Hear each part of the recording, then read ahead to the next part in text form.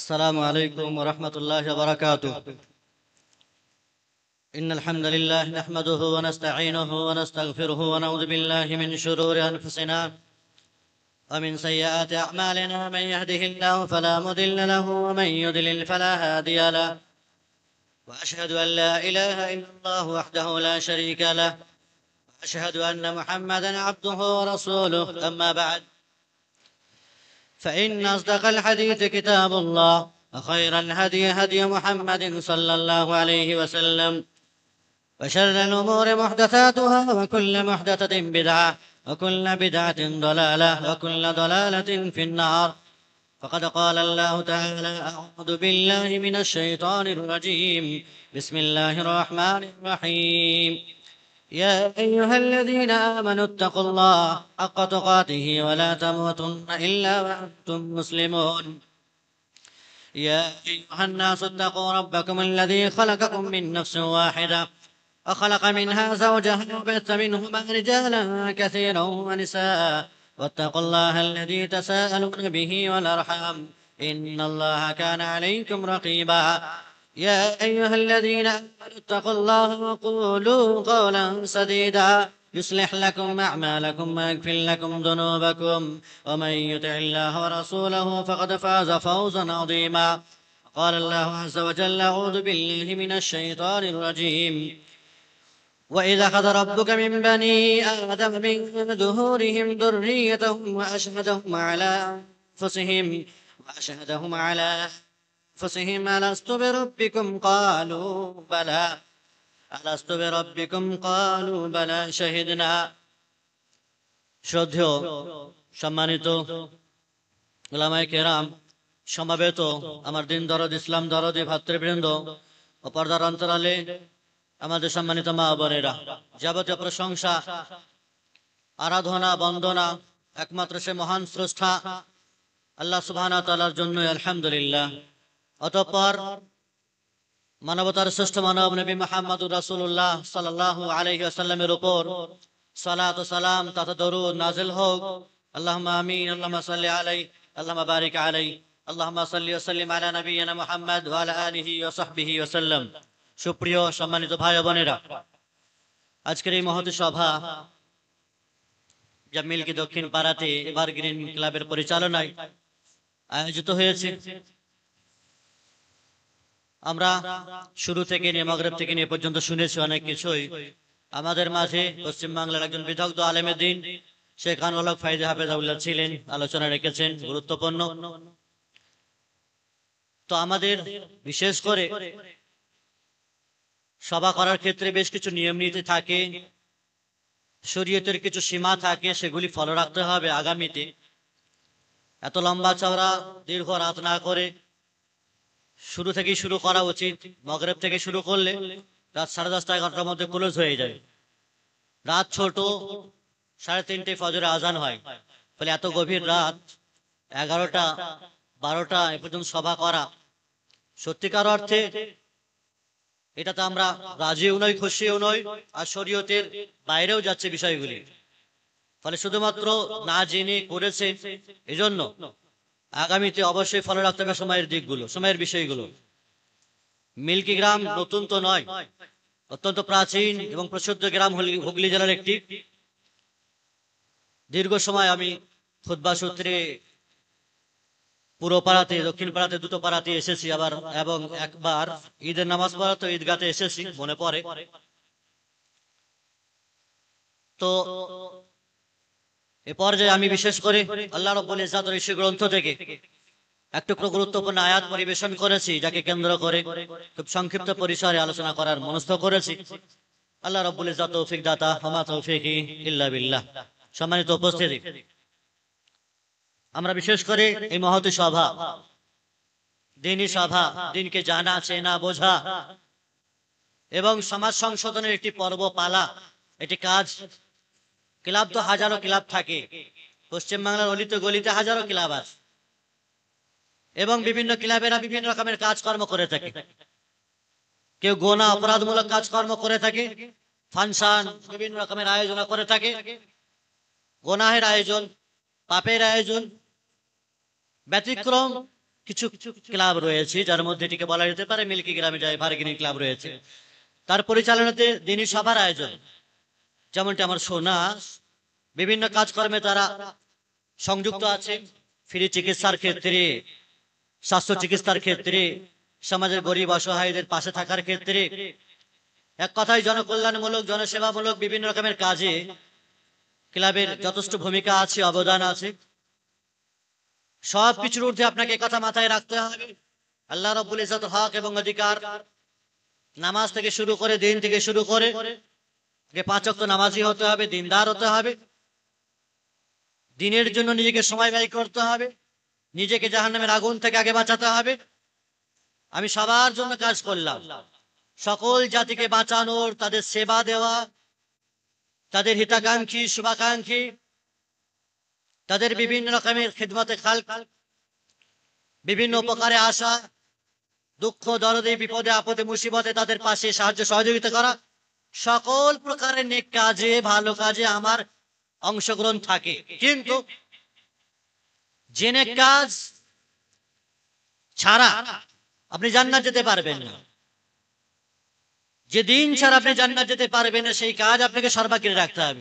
মসজিদ মুখী হতে হবে, 5 ওয়াক্ত নামাজ আল্লাহর উপরে অটল অবিচল থাকতে হবে, দিন এবং শরীয়তকে সর্বাঙ্গে আপনাকে মান্যতাকরণ করতে হবে, এটা মাথায় রাখতে হবে। এরপরে দুনিয়ার সকল প্রকারের কাজ, হিন্দু মুসলিম নির্বিশেষে, গরিব ফকির অসহায় থেকে শুরু করে ধনী, সকলের সাথে মিলে মিশে সমাজ সংশোধনের কাজে, গ্রামের কাজে, গ্রামের বাইরে আশেপাশে বিভিন্ন নেক এবং ভালো কাজে অংশগ্রহণ করা, এটা মানবিক একটি নৈতিক একটি জিম্মেদারি এবং দায়িত্ব। রাসূল আকরাম সাল্লাল্লাহু আলাইহি সাল্লামকে জিজ্ঞাসা করা হয়েছিল যে সবচাইতে উত্তম মানুষ কে, সবচাইতে উত্তম মানুষ, শ্রেষ্ঠ মানুষ কে? রাসূল আকরাম সাল্লাল্লাহু আলাইহি সাল্লাম এই প্রশ্নের প্রত্যুত্তরে বলেছিলেন যে সবচাইতে মানব কল্যাণের কাজ করে যে বেশি, মানুষের যে দরদি বেশি, মানুষের যে সেবা করে, পাশে থাকে, আনফাহুম লিন্নাস, যাদের দ্বারা মানুষ উপকারে আসে, যার দ্বারা মানুষ উপকৃত হয়, যার দ্বারা মানুষের মাঝে কল্যাণ এবং মঙ্গল পৌঁছায়, সেই মানুষ হলো সবচাইতে শ্রেষ্ঠ মানুষ। তাহলে দিনের সাথে সাথে দুনিয়ার সকল প্রকার প্ল্যাটফর্মে কাজ করা, সকল মানুষের পাশে দাঁড় হয়ে তাদের সেবা দেওয়া, সেটি রক্তদানের মাধ্যমে হোক, চিকিৎসার মাধ্যমে হোক, ঋণ মুকুব করা, ঋণের ক্ষেত্রে তার সহযোগিতা করা, বিভিন্ন প্রকারের সর্বপ্রকারের নেক কাজে শরীক হয়ে জনগণের কল্যাণমুখী হওয়া, এরকম জোশ জজবা মানসিকতা ট্রেন্ড থাকা, এটা সবচেয়ে উত্তম বিষয়, সবচাইতে উত্তম বিষয়।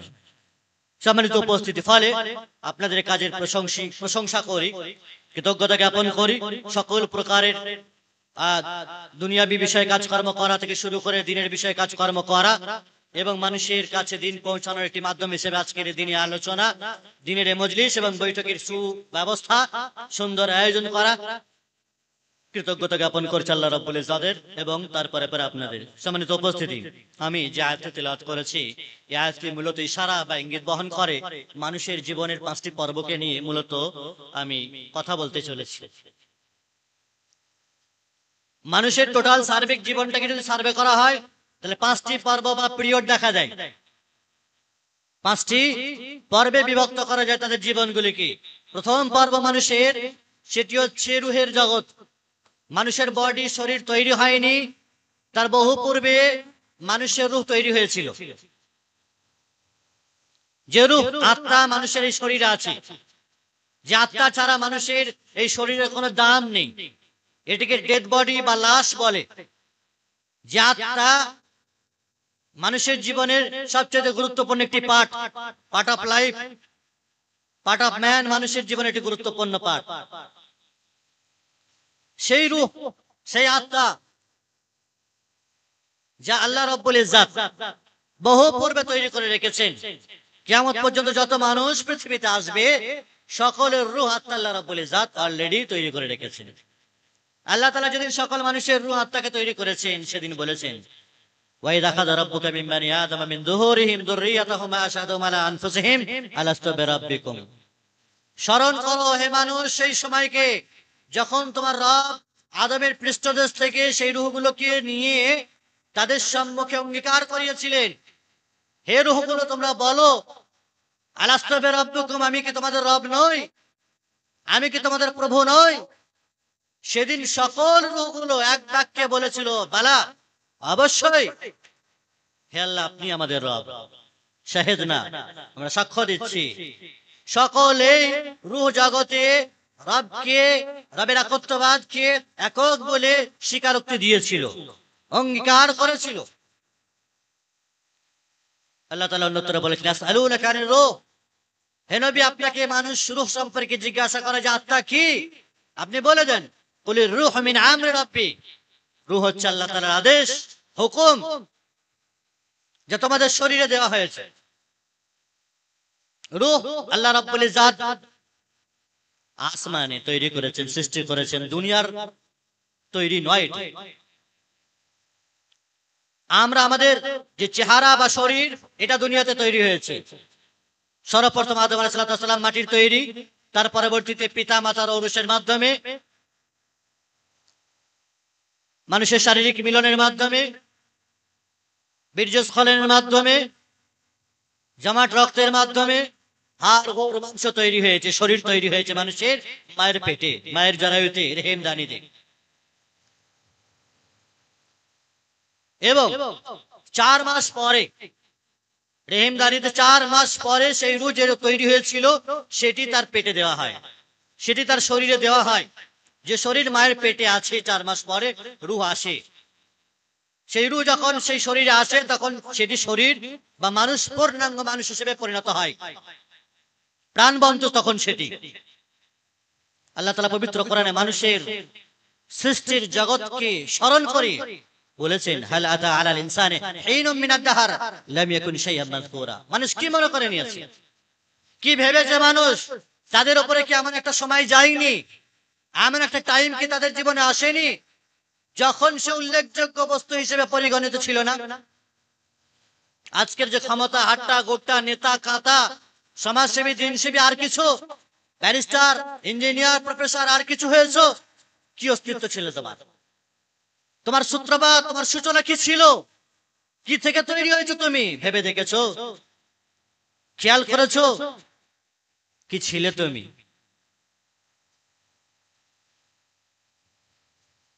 মানুষ তার শরীর তৈরি হলো, তারপরে সেই শরীরে আল্লাহ তাআলা রূহ দিলেন, আর পরিপূর্ণ মানুষ হলো সে তখন। এজন্য 4 মাসের পরে যদি কোনো সন্তান মায়ের পেটে মারা যায় তাহলে তাকে যদি ওয়াশ করা হয়, বার করা হয়, অথবা জন্মও নেই মৃত অবস্থায়, তাহলে তার জানাজা পড়তে হয়, আকিকা করতে হয়, নাম রাখতে হয়। 4 মাসের পূর্বে যদি কেউ মারা যায় তাহলে তার জানাজা নেই, তার আকিকাও নেই। সম্মানিত উপস্থিতি, তো মানব জাতির ইতিহাস সর্বপ্রথম রূহ জগৎ, রূহের পর্বে আমরা সকলেই ঠিক ছিলাম, সেই জগতে আল্লাহকে স্বীকার করেছিলাম, তার একত্ববাদের স্বীকারোক্তি দিয়েছিলাম, তাকে রব বলে, খালেক মালিক স্রষ্টা বলে, বিশ্বনিয়ন্তা বলে সকলেই স্বীকার করেছিল, কোনো দ্বিধা ছিল না। এর পরের যে বিষয় সেটি হচ্ছে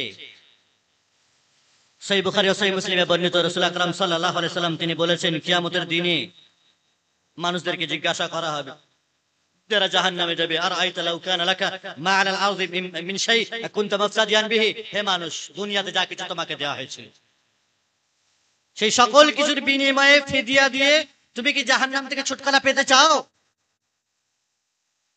তো সেদিন মানুষ বলবে হ্যাঁ অবশ্যই পেতে চাই, কেন পাবো না? আল্লাহ তাআলা সেদিন বলবেন কদ আরাতু আহওয়ান মিন যালিক, হে বান্দা দুনিয়াতে তোমার কাছে আমি খুব অল্প জিনিস চেয়েছিলাম, অল্প আশা করেছিলাম, তোমাকে আমি খুব আশা করে সৃষ্টি করেছিলাম তোমার কাছে যে তুমি আমার ইবাদত করবে, আমার তাওহীদ একত্ববাদের স্বীকারোক্তি দেবে, আমাকে এক বলে স্বীকার করবে, আমারই সামনে তোমরা মাথা নত করবে। দুনিয়ার ইট কাঠ পাথর বালি আর সিমেন্ট আর পশু পাখি গাছপালা আর মৃত জীবিত আর জীব আর জড় পদার্থ যা কিছু আছে, চন্দ্র সূর্য গ্রহ তারা নক্ষত্র সব কিছুকে ছেড়ে দিয়ে সিরেফ আর সিরেফ আমার ইবাদত করবে, এটা আমি চেয়েছিলাম। এটা তোমার কাছে আশা করেছিলাম এ বান্দা, তুমি তো সেটা করোনি। কাদাখাস্তু আলাইকা ফি যাহরি আদম আল্লা তুশরিকা বি শাইআ, আদমের পৃষ্ঠদেশ থেকে যখন তোমার রূহকে নিয়ে আমি অঙ্গীকার করেছিলাম, এটাই করেছিলাম যে আমার সাথে কাউকে শিরিক করবে না, শরীক করবে না, আমার জাত আর সত্তার ক্ষেত্রে কাউকে অংশীদার করবে না, পার্টনারশিপ বানাবে না। কিন্তু তুমি সেটা কি করেছো? উল্টো করেছো। ফাআবাইতা ইল্লা আন তুশরিকা বি শাইআ, অথচ তুমি আমাকে অস্বীকার করেছো, আমার জাত কি সত্তাকে অস্বীকার করেছো, আমার সাথে পার্টনারশিপ করেছো, শরীক করেছো। আমাকে ছেড়ে দিয়ে কত জড় পদার্থ, কত জীব, মানুষ, জীবিত, মৃত, কত জিনিসের কাছে তোমরা মাথা নত করেছো, চেয়েছো, আশা করেছো, ভরসা করেছো, নজর নিয়াজ করেছো, মহাব্বত করেছো, ভালোবেসেছো আমার মতো। আল্লাহর সাথে কাউকে কোন প্রকারের সামঞ্জস্যতা সমতুল্য করা যায় না। লাইসা কামিসলিহি শাই, কোন জিনিসের তুলনা তার সাথে এক্সাম্পল দেওয়া যায় না। কিন্তু মানুষ দুনিয়াতে আসার পর তুমি তোমার রবকে চিনতে ভুল করেছো, ভুলে গেছো তোমার রবের ওয়াহদানিয়াত আর একত্ববাদ কি, তিনি একক ওয়াহদাহু লা শারীক, সেটা ভুলে গেছো। সম্মানিত উপস্থিতি, মানুষের রুহের জগতের পরে দ্বিতীয় যে পর্ব সেটি হচ্ছে মাতৃগর্ভের জগৎ, মায়ের জগৎ। মানুষ সাধারণত মায়ের গর্ভে 6 মাস সর্বনিম্ন, আর সর্বোচ্চ কোনো সীমা নেই। 10 মাস হতে পারে, 11 মাস হতে পারে, বাচ্চা জন্মগ্রহণ করে, ভূমিষ্ঠ হয়। 10 মাস অথবা 6 মাসই আমি যদি সর্বনিম্ন ধরি, একটা মানুষ তার মায়ের পেটে অন্ধকার জগতে বসবাস করে। যেদিন থেকে মায়ের গর্ভে নারী পুরুষ স্বামী স্ত্রীর বীর্যস্খলন আর সেটি জমাটে পরিণত হয়, রক্তের ঢালাতে পরিণত হয়, সেদিন থেকে যারা জানে যাদের বাচ্চা হয়, সেই সমস্ত মায়েরা জানে যাদের ভূমিষ্ঠ হয়েছে কি কষ্ট, কি বেদনা, আর কি অবস্থা। ঠিক মতন ভাত তো ঢোকে না, আর কিছু ঢোকে না পেটে, যেটা ঢোকে সেটা হয়তো বেরিয়ে যায় বমি আকারে। কতই না কষ্ট, না শোয়া, না বসা, না ঠিক মতো স্বস্তি, না শান্তি, কত অসহায়, কত বেদনা, কত যন্ত্রণা, কত সহ্য করে দিন রাত ত্যাগ করে পেটে আপনাকে সহ্য করেছেন, পেটে আপনি লালিত পালিত হয়েছে। মাতৃগর্ভের জগৎ, মায়ের জগৎ। এই জন্য আল্লাহ রাব্বুল ইজ্জত মায়ের বেদনা আর কষ্টকে সম্মুখে রেখে মায়ের সাথে যে সহাবস্থান এবং মায়ের সাথে যে সৌহার্দ্য, মায়ের সাথে যে ভালোবাসা আর সাহচর্য কথা বলেছেন, সেটি 3 বার বলেছেন। একজন সাহাবী রাসূল আকরাম সাল্লাল্লাহু আলাইহি ওয়াসাল্লামের দরবারে এসে বলছেন, আল্লাহর রাসূল সাল্লাল্লাহু আলাইহি ওয়াসাল্লাম, মানে হাক্কু বিহুসনি সাহাবাতি, সবচেয়ে বেশি ভালোবাসার অধিকারী কে আমার কাছে, কাকে আমি বেশি ভালোবাসবো? রাসূলুল্লাহ সাল্লাল্লাহু আলাইহি ওয়াসাল্লাম বলেন, উম্মুক, তোমার মা। আবার প্রশ্ন করলেন, এরপরে কে বেশি ভালোবাসা পাওয়ার অধিকারী? আবার বলছেন তোমার মা। তৃতীয়বার আবার প্রশ্ন করছেন, তৃতীয়বার আবার বলছেন তোমার মা। চতুর্থবার প্রশ্ন করছেন, হে আল্লাহর রাসূল, তারপরে কে? তারপরে রাসূল বলেন তোমার পিতা। কেন 3বার মায়ের কথা বলা হলো? 3বার রিপিট করা হচ্ছে, কেন? মাকে ভালোবাসতে হবে সবচেয়ে বেশি। কেন? যেদিন থেকে মা গর্ভে ধারণ করেছেন আপনাকে, তার যে কষ্ট বেদনা, 6 মাস 10 মাস ধারণ করেছেন, ভূমিষ্ঠ হওয়ার যে যন্ত্রণা, যে কাতর যন্ত্রণা, সেই যন্ত্রণা সহ্য করেছেন, আস্তে আস্তে করে লালন পালন করেছেন আপনাকে। কত পেশাব পায়খানা, কিভাবে আপনি মানুষ হয়েছেন তিলে তিলে। আজ হাট্টা গোট্টা শরীর হয়েছে, রক্ত গরম হয়েছে, টাকা পয়সা হয়েছে, অর্থ হয়েছে, বড় দমদমানি আর ফুটানি দেখাচ্ছে মানুষ। এই অবস্থায় বেরিয়েছিলেন মায়ের পেট থেকে। মানুষের আজকের ক্ষমতা, সবকিছু হয়ে যাওয়ার পরে না জানি কত মায়েদের সাথে কি ব্যবহার। আল্লাহ তাআলা পবিত্র কোরআনে মায়েদের ব্যাপারে কত বলেছেন, উফি ওয়ালা তাকুল লাহুমা উফ ওয়ালা তানহারহুমা, পিতা মাতাকে শব্দটুকু বলো না, তাদেরকে ডাঁট ডাপাট কড়া ভাষায় কঠোর মেজাজে কথাবার্তাটুকু বলবে না। আকুল লাহুমা কাওলান কারীমা, তাদের সাথে নম্র ভদ্র ভাষায় কথা বলো। মাতৃগর্ভের জগৎ, মায়ের পেটের যে জগৎ, অন্ধকার জগৎ, যেখানে আল্লাহ রাব্বুল ইজ্জত আপনাকে টিকিয়ে রেখেছেন। বৈজ্ঞানিকদের ভাষায় একজন অ্যাডাল্ট, মানে প্রাপ্তবয়স্ক পুরুষ নারীর যে সহবাসের মাধ্যমে যে বীর্যস্খলন হয়, প্রায় 4000 অথবা 4 লক্ষ সম্ভবত বীর্যস্খলন হয়, শুক্রকীট থাকে তাতে। সেই সকল শুক্রকীটগুলো তারা ছুটে চলে অদম্য গতিতে, তারা তাদের মায়ের রেহেমদারিতে গিয়ে পৌঁছাবে, জরায়ুতে গিয়ে পৌঁছাবে। কিন্তু তারা তাদের এই জীবন যুদ্ধে সকল শুক্রকীটগুলো মায়ের জরায়ু পর্যন্ত পৌঁছাতে পারে না। অসংখ্য শুক্রকীট যারা তার গন্তব্যে পৌঁছানোর পূর্বেই তারা আউট হয়ে যায়, মারা যায়। একটি শুক্রকীট মায়ের জরায়ুতে পৌঁছায়, যে শুক্রকীটের ফল হচ্ছে আপনি আর আমি। যে শুক্রকীটের ফল আমি আর আপনি। আল্লাহ তাআলা আমাকে আপনাকে মেরে দেন, পৌঁছেছেন এই কম্পিটিশন জীবন যুদ্ধের প্রতিযোগিতাতে, সফল করেছেন আমাকে আপনাকে, বাঁচিয়ে রেখেছেন ওই গভীর অন্ধকারে আমাকে আপনাকে। রক্তের ঢালা পরিণত হয়েছে, ভেঙে তছনছ হয়ে যায়নি। কত শত মায়েদের ওই রক্তের ঢালাও ব্লিডিং হয়, নষ্ট হয়ে যায়, হননি আমি আপনি নষ্ট হয়ে যাননি।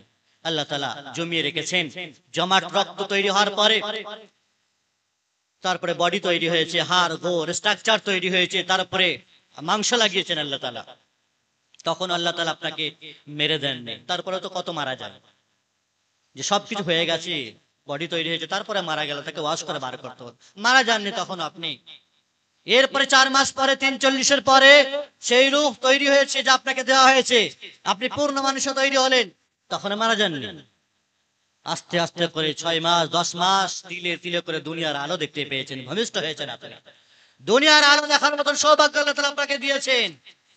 মেরে দেননি পেটের মধ্যে, মৃত অবস্থায় আপনি দুনিয়াতে জন্মগ্রহণ করেন, অথচ এর পূর্বে আপনি মৃত ছিলেন। আল্লাহ তাআলা মানুষের সৃষ্টির জগৎকে লক্ষ্য রেখে মানুষকে কতবার স্মরণ করাচ্ছেন, কাইফা তাকফুরুনা বিল্লাহ, হে মানুষ কি করে তুমি তোমার রবের অস্তিত্বকে অস্বীকার করো, কি করে রবকে ভুলে যাও দুনিয়াতে তুমি। আশ্চর্য লাগে, কাইফা তাকফুরুনা বিল্লাহ ওয়া কুনতুম আমওয়াতা, তুমি তো মৃত্যু ছিলে মায়ের পেটে, তুমি রূহ আসেনি, তুমি তো মরণ মৃত্যু অবস্থায় তো ছিলে। ফাহইয়াকুম, আমি তোমাকে জীবিত করলাম। কাইফা তাকফুরুনা বিল্লাহি ওয়া কুনতুম আমওয়াতান সুম্মা আহইয়াকুম সুম্মা ইউমীতুকুম, তুমি জীবিত আছো, আবার মারা যাবে, কবরে যেতে হবে তোমাকে, আবার তোমাকে তোলা হবে, জীবিত করা হবে। মানুষের জীবনে 2 বার মরণ, 2 বার জীবন, ভুলে যেন এটা। মাতৃগর্ভের জগৎ থেকে আল্লাহ রাব্বুল ইজ্জত আপনাকে দুনিয়ার আলো দেখিয়েছেন। এই মায়ের গর্ভের জগৎকে আল্লাহ তাআলা পবিত্র কোরআনে বেশ কিছু জায়গাতে এভাবেও বলেছেন, হুয়াল্লাযী খালাকাকুম মিন যাব, হে মানুষ তোমাকে আল্লাহ তাআলা দুর্বল থেকে সৃষ্টি করলেন। দুর্বল লাচার ছিলে, মায়ের পেট থেকে যখন ভূমিষ্ঠ হয়েছো ল্যাথরানো অবস্থায় ছিলে, তোমার ক্ষমতা নেই যে তুমি বসবে, দাঁড় হবে, কিছু খাবে, চলবে, ফিরবে, কিছুই নেই তোমার। তুমি অত্যন্ত কমজোর ছিলে। আল্লাহ তাআলা তোমার মায়ের দুধ থেকে শুরু করে বিভিন্ন রকমের প্রোটিন খাদ্য থেকে শুরু করে আস্তে আস্তে করে তোমাকে বড় করলেন। তিলে তিলে তুমি বড় হলে, তিলে তিলে বড় হয়ে এখন তেল হয়েছে তোমার। আল্লাহ রাব্বুল ইজ্জত আবারও বলছেন, মানুষ তুমি বড় হলে, ক্ষমতা দেওয়া হলো, আল্লাহ তাআলা তোমাকে ক্ষমতা দিলেন। সুম্মা জাআলা মিন বাদি কুওয়াতিন ওয়া যাফা, এই ক্ষমতার পরে আবার আল্লাহ তোমাকে দুর্বল করবেন, বুড়ো হবে, বয়সে পরিণত হবে, আবার তোমার সব পাওয়ার চলে যাবে। যে হাট্টা গোট্টা ক্ষমতা দেখাচ্ছ এখন, পার্টির নেতা আর কিছু নেতা, তুমি সমাজের নেতা, দালাল আর কিছু, সব ক্ষমতার রস আবার বেরোবে তোমার, আবার বুড়ো অবস্থায় পৌঁছাবে, হুইল চেয়ার নিতে হবে, লাঠি ধরতে হবে, অপরের সাহারা ধরতে হবে তোমাকে। কোথায় যাবে তুমি? আল্লাহ তাআলা বলছেন, সুম্মা জাআলা মিন বাদি কুওয়াতিন যাফা ওয়া শাইবা, আবার বুড়ো হবে, কমজোর হবে, দুর্বল হবে, কবরে চলে যাবে। কমজোর ছিলে, ক্ষমতা আল্লাহ দিয়েছেন, আবার ক্ষমতা কিনে দুর্বল করে তোমাকে কবরস্থ করা হবে। তো কিসের এত ক্ষমতা? রবকে কেন এত ভোলা, তার অস্তিত্বকে কেন এত মলিন করে দেওয়া? সম্মানিত উপস্থিতি, আল্লাহ তাআলা আবারও বলছেন, আকাফারতা বিল্লাযী খালাকাকা মিন তুরাব, হে মানুষ কেমন করে তুমি তোমার খালেককে, সৃষ্টিকর্তাকে ভুলে যাও, যিনি তোমাকে মাটি থেকে তৈরি করলেন। মিন তুরাব, কি করে তুমি ভুলে যাও? সুম্মা সাওয়াকা রাজুলা, পূর্ণাঙ্গ মানুষে পরিণত করলেন তোমাকে। ল্যাংড়া লুলো নাও তুমি, কানা নয় খোঁড়া নাও তুমি, চলতে পারছো, 2 চোখ দিয়েছেন আল্লাহ তাআলা, সে দিয়ে দেখতে পাচ্ছ দুনিয়ার আলো, সবকিছু জলজল করছে তোমার কাছে। আবার এই আলো কেড়ে নেওয়া হবে, আলো একদিন। আল্লাহ তাআলা সে কথাও বলেছেন, মান আ'রাদা আন যিকরি ফাইন্না লাহু মাঈশাতান যানকা, যারা আল্লাহ বিমুখ হচ্ছে, দ্বীন বিমুখ এবং শরীয়ত বিমুখ হয়, আল্লাহ স্মরণ থেকে যারা নিজেদেরকে দূরে সরিয়ে রেখেছে, আল্লাহ বলছেন দুনিয়ার জীবন হবে তাদের দুর্বিষহ, অত্যন্ত কষ্টকর, লাঞ্ছনাজনক। আর আখিরাতে কি হবে? ওয়া নাহশুরুহু ইয়াওমাল কিয়ামাতি আমা, কিয়ামতের দিন আমি তাদেরকে অন্ধ করে তুলবো, চোখের রোশনি আর আলোটাও কেড়ে নেব। দুনিয়াতে চোখ ছিল, ওয়া নাহশুরুহু ইয়াওমাল কিয়ামাতি আমা, সেদিন তারা অন্ধ হওয়ার পর বলবে, আল্লাহ গো, ক্বালা রাব্বি লিমা হাশারতানি আমা, কেন আজকে আমরা অন্ধ, কেন অন্ধ করে তুললেন? আমরা তো দুনিয়াতে দেখতে পেতাম সবকিছু। আল্লাহ তাআলা সে কথাও বলেছেন, ক্বালা কাযালিকা আতাতকা আয়াতুনা ফানাসিতাহা ওয়া কাযালিকাল ইয়াওমা তুনসা। দুনিয়াতে চোখ ছিল তো কি করেছো? দুনিয়াতে চোখ থাকার পর, আলো থাকার পরেও তো আমাকে ভুলে গিয়েছিলে। আল্লাহ বলা হয়ে দুনিয়ায় ঘোরাফেরা করছিলে। ওয়া কাযালিকাল ইয়াওমা তুনসা, তো তুমি কোন সালাত সাহেবের বাঁধ যে তোমাকে মনে রাখতে হবে? তুমি তোমার রবকে ভুলে গেলে, আর রবের একজন নগণ্য বান্দা তুমি, তোমাকে মনে রাখতে হবে। ওয়া কাযালিকাল ইয়াওমা তুনসা, আল্লাহ বলেন তোমাকেও ভুলে যাওয়া হবে, তোমাকেও ভুলে যাওয়া হবে। ফলে আল্লাহ ভোলা হয়ে নেয়। আল্লাহ তাআলা যেভাবে সৃষ্টি করেছেন, সৃষ্টি জগতের দিকে একবার যদি লক্ষ্য করেন, একবার যদি রিয়ালাইজ করেন, অনুভব করেন, আর অনুশোচনা করেন নিজের জীবনের উপরে, যতই তার তাসবিহ, যতই তার তাহলিল, যতই তার শুকরিয়া এবং কৃতজ্ঞতা আদায় করেন না কেন, পারবেন তার ঋণ মেটাতে? পারবেন তার শুকরিয়া আদায় করে যথেষ্ট করতে? পারবেন না। সম্মানিত উপস্থিতি, আল্লাহ রাব্বুল ইজ্জত মায়ের পেটে এভাবে মানুষকে তৈরি করেছেন, সৃষ্টি করেছেন। আস্তে আস্তে করে তাদেরকে দুনিয়ার আলো দেখিয়েছেন, দুনিয়া দেখতে পেল। মানুষের জীবনের তৃতীয় পার্ট, তৃতীয় পর্ব হচ্ছে এই দুনিয়া, যাতে আমি আপনি এখন আছি, পার্থিব জগৎ। দুনিয়ার এই জগৎ, যেটা 3 নম্বর পর্ব আমাদের, এবং এটা হচ্ছে সবচেয়ে গুরুত্বপূর্ণ পর্ব, যে পর্বের প্রতিটি জিনিসের হিসাব নেওয়া হবে। ফেরেশতা সবকিছু লিপিবদ্ধ করছে, প্রতিটি কাজকর্মের, প্রতিটি টাইমের হিসাব আপনার কাছে নেওয়া হবে। আল্লাহ বলছেন প্রত্যেকটি নিয়ামতের ব্যাপারে, হে বান্দা, কিয়ামতের দিনে তোমাকে প্রশ্ন করা হবে, উত্তর তোমাকে দিতেই হবে। পার্থিব জগৎ, যে জগতের যাবতীয় কাজকর্ম রেকর্ড হচ্ছে, লাইভ টেলিকাস্ট আপনাকে দেখানো হবে। ফামান ইয়ামাল মিসকালা যাররাতিন খায়রান ইয়ারা ওয়া মান ইয়ামাল মিসকালা যাররাতিন শাররান ইয়ারা। অনুপরিমাণ যদি আপনি ভালো কাজ করেন, নেক কাজ করে থাকেন, সেটাও কিয়ামতের দিনে সচক্ষে আপনি হাইলাইট দেখতে পাবেন, দেখানো হবে। অনুপরিমাণ যদি আপনি গুনাহ পাপ করে থাকেন, সেটাও আপনাকে সচক্ষে দেখানো হবে, যে এটা তোমার আমল, দেখো তুমি। চোখে আঙুল দিয়ে তোমাকে দেখানো হবে, কোনো কিছু গোপন থাকবে না সেদিন। পাই টু পাই হিসাব তোমার হবে। মনে করেন আল্লাহ রাব্বুল ইজ্জত তিনি কারোর প্রতি জুলুম করবেন না, রহম করবেন তো জুলুম করবেন না, দয়া করবেন, অনুগ্রহ করবেন তো আল্লাহ তাআলা কারোর প্রতি অত্যাচার করবেন না, অনাচার করবেন। সম্মানিত উপস্থিতি, পার্থিব জগতে মানুষ হাট্টা গোট্টা হয়ে ঘোরাফেরা করেছে। আল্লাহ তাআলা অসংখ্য নিয়ামত দিয়েছে, রুজি রোজগার, আহার, খাদ্য, বাসস্থান, পোশাক পরিচ্ছদ, সবকিছু দিয়েছেন আল্লাহ তাআলা। সন্তান সন্ততি, সুন্দরী স্ত্রী, পরিবার পরিজন, সবকিছু আল্লাহ তাআলা দিয়েছেন। খাবার দাবার সুন্দর আয়োজনের মধ্যে দিয়ে জীবন যাপন অতিবাহিত করছেন। কার নিয়ামত? আল্লাহ তাআলা। প্রতিটি পদে পদে আপনাকে নিয়ামতের শুকরিয়া আদায় করতে হবে, যে আমি যে অবস্থায় আছি, আমার চাইতে আরো কঠিন অবস্থা আমার নিচের স্তরে মানুষ আছে, আল্লাহ আমাকে অনেক ভালো রেখেছেন। এই জন্য কেউ জিজ্ঞাসা করলে কেমন আছেন, আলহামদুলিল্লাহ বলতে হয়। কেমন আবার থাকবো, আল্লাহর প্রশংসা তো শুরুতে নেই। কেমন আছেন ভাই? কেমন আর থাকবো, সব শেষ হয়ে গেল, ধ্বংস হয়ে গেল, ভাই মেরে নিল, মা মেরে নিল, এ জমি দেয়নি, ও দেয়নি। দুনিয়ার সব কিছু উগলে দেয় মানুষ একে অপরের কাছে। যা উগলানোর দরকার ছিল রবের কাছে, চাওয়ার দরকার ছিল রবের কাছে। আপনি ভালো অথবা মন্দ উভয় অবস্থায় আপনাকে শুকরিয়া আদায় করতে হবে, আল্লাহ তাআলার শুকরিয়া আদায় করতে হবে। বেঁচে আছেন, এখনো তো মরে যাননি, একটা ঠ্যাং তো ভেঙে যায়নি, হসপিটালে বেডে প্যারালাইসিস রোগী হয়তো পড়ে যাননি, শরীর ভালো আছে, সুস্থতা আছে, স্বাস্থ্য ভালো আছে। রাসূলুল্লাহ সাল্লাল্লাহু আলাইহি ওয়াসাল্লাম বলেছেন, দুটি মহামূল্যবান নিয়ামত, নি'মাতানে মাগমুমুন ফীহিমা কাসীরুম মিনান নাস, আস-সিহহাত ওয়াল ফারাগ। দুটি মহামূল্যবান নিয়ামত, যার সম্পর্কে অধিকাংশ মানুষ ধোঁকায় আছে, সেই নিয়ামতের মানুষ কদর করে না। এক হচ্ছে আস-সিহহা, সুস্থতা। শরীর যা সুস্থ ভালো রেখেছেন আল্লাহ তাআলা, অসংখ্য রোগ এখানে ঢোকেনি, রোগে জর্জরিত হয়নি, চলতে ফিরতে কথা বলতে পারছে। বিরাট নিয়ামত। এই শরীরের কদর করেন, মূল্যায়ন করেন, শরীরকে আল্লাহর পথে ব্যয় করেন, মসজিদে মাথা ঠোকেন, ইবাদত করেন, মুখকে নড়ান, তাসবিহ তাহলিল জিকির তাওহীদ কালেমা বাক্য ব্যয় করেন, ভালো ভালো কথা, ভালো ভাষা, ভালো ব্যবহার, আচার আখলাক আপনি পেশ করেন। অভদ্র, ছাঁচড়ামো, 2 নম্বরী কথাবার্তা আর চোট ছাঁচড়া বখাটের মতন মানে ব্যবহার ত্যাগ করেন আপনি। ওয়াল ফারাগ, আরেকটি বিষয় হচ্ছে অবসর সময়, খালি টাইম যাদেরকে দেওয়া হয়েছে। এত ব্যস্ততা নেই, এত হাহাকারি নেই, এত ধুন্ধুমার নেই, সময় সুযোগ আরামের সাথে ভালো করে রুজি জোটে, তো আপনাকে এর কদর করতে হবে। খালি সময় পেয়েছেন, আল্লাহ বলেন ফায়দা ফারাগতা ফানসাব ওয়া ইলা রাব্বিকা ফারগাব। খালি সময় পেয়েছো তো টাস ফাটবে না, কি লাভে? খালি টাইম পেয়েছো তো বোর্ড ফাটবে? খালি টাইম পেয়েছো তো চপের দোকানে গিবত আর পরনিন্দা চালাবে? খালি টাইম পেয়েছো তো গোল টেবিল করে যত মৃত ভাই রক্ত মাংস খাবে, লোকের গিবত পরনিন্দা করে? না, খালি টাইম পেয়েছো রবের ইবাদত করতে হবে। আল্লাহ বলেন খালি সময় পেয়েছো তো রবের ইবাদতে লেগে পড়ো, না জানি কখন কোন সময় তোমার মৃত্যু হবে, মৃত্যু ছো মেরে তোমাকে নিয়ে যাবে।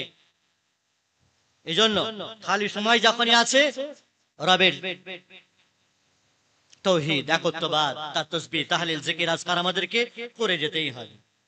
আল্লাহ তাআলা পবিত্র কোরআনে বলেছেন আল্লাহু আখরাজাকুম মিন বুতুনি উম্মাহাতিকুম লা তা'লামুনা শাইআ। আল্লাহ হচ্ছেন সেই জাত যিনি তোমাদেরকে মায়ের পেট থেকে বার করেছেন, কিছুই জানতে না তুমি। মায়ের পেট থেকে বার করার পর তোমাকে শেখানো হয়েছে, আল্লাহর কালেমা শেখানো হয়েছে, নামাজ রোজা দ্বীন তাবলীগ আলেম ওলামা শিখিয়েছে, পিতামাতা শিখিয়েছে, শিখিয়েছে, তুমি কিছুই জানতে না। অজানা অচেনা বস্তুকে শেখানো হয়েছে, সেই শেখানোকে কদম তলে দলিত মোচিত করে তুমি কবরে নাফরমান আর বেঈমান আর কাফের মুশরিকে তুমি চলে যাবে। তোমার আদি বাসস্থান তুমি হয়তো ভুলে যাচ্ছে। মানুষ, আমাদের আদি পিতা আদম আলাইহিস সালাম সর্বপ্রথম আল্লাহ তাআলা তাকে সৃষ্টি করেছিলেন, জান্নাতে রেখেছিলেন। মানুষের আদিকাল আদি বাড়ি, তার পার্মানেন্টলি এবং রেসিডেন্সিয়াল অ্যাড্রেস বলা যেতে পারে জান্নাতি। তো মানুষ জান্নাতেই না যাবে, জান্নাতেই না যাওয়া উচিত। দুনিয়া তো এটা বাজার। রাসূলুল্লাহ সাল্লাল্লাহু আলাইহি ওয়াসাল্লাম হাদিসে উদাহরণ দিয়েছেন যে একজন মানুষ, সে দুনিয়াতে মুসাফিরের মতো, যেন সফর করতে এসেছে, বাজার করতে এসেছে। এখানে সেখানে সফর করবে, বাজার করবে, বাজার করে যেমন সে তার বাড়িতে ফিরে আসে। কোথাও সফর করেছে দিল্লি, মুম্বাই, গুজরাট, আহমেদাবাদ আর হায়দ্রাবাদ, সফর করেছে, আবার তো তাকে ফিরে আসতে হবে, তার বাড়ি ফিরে আসবে সে। তো ঠিক তেমনি তুমি জান্নাত থেকে এসেছো, জান্নাতে তোমাকে ফিরে যেতে হবে। কেন পথ ভুলে যাচ্ছ? কেন রাস্তা ভুলে যাচ্ছ? আলেম ওলামা দিনের বার্তাবাহকরা তোমাকে তো চোখে আঙুল দিয়ে তোমার আল্লাহর রাস্তা দেখিয়ে দিচ্ছেন, জান্নাতের রাস্তা দেখিয়ে দিচ্ছেন। কেন ভুলে যাচ্ছ তুমি? বাড়ি তো ভুলে যাও, বাড়ি তো মিল কিসে ভুলে মনেই আছে। 10 বছর আর 20 বছর সৌদি আরবে আর লন্ডনে বসবাস করো, বাড়ি তো তোমার ঠিকই মনে আছে, কোন রাস্তা দিয়ে আসতে হবে ঠিকই তো মনে আছে। ভুলে যাওনি তো তুমি, ভুলে যাওনি। দুনিয়ার বাড়ি ভুললে না, আর আখিরাতের বাড়ি ভুলে যাচ্ছ। অনন্তকালের আদিকালের জনম জনমের বাড়িকে ভুলে যাচ্ছ তুমি। আর সামান্য ক্ষণিকের জীবন, ধূলিসাতের জীবন, বরবাদময় জীবন, ধোঁকা প্রবঞ্চনাময়ের জীবন, যাকে এত প্রাধান্য, এত অগ্রাধিকার, এত বেশি মায়া মহব্বত আর ভালোবেসে ফেলেছো, যেকে ভুলতে পারছো না। দুদিনের সন্তান সন্ততি প্রিয়তমা রমণী আর স্ত্রীকে তুমি মানে এদের মায়া মহব্বতে জালে জড়িয়ে গেছো, আল্লাহকে ভুলে যাচ্ছ। তাও বেটার, শ্রেয় যেন দিন না ভুলো, তুমি পরিবার না ভুলো, সন্তান যেন না ভুলো। সন্তানের প্রতি কত মায়া মহব্বত ভালোবাসা। কঠিন আর হিম শীতের রাত্রিতে মানুষ সে তার বাড়িতে শুয়ে থাকে স্ত্রী সন্তানের পাশাপাশি। যদি সেই সময়ও কারো কোনো অসুবিধা হয়, স্ত্রীর পেটে লাগে বা সন্তান সন্ততির পেটে লাগে, অসহ্য যন্ত্রণা তৈরি হয়, তাকে হসপিটাল নিয়ে যেতে হবে, নার্সিংহোমে যেতে হবে, কাছে পিঠে সিঙ্গুর, আর না হলে তো কলকাতা আরো কোথাও পিজি মেডিকেল থেকে শুরু করে, তো বান্দা যতই শীত হোক না কেন, যতই ঠান্ডা হোক না কেন, সকল প্রকারের আরাম আর বিলাসিতাকে উপেক্ষা করে সে তার স্ত্রী সন্তান সন্ততি নিয়ে ছুটে চলে। দুদিনের ভালোবাসা রে ভাই।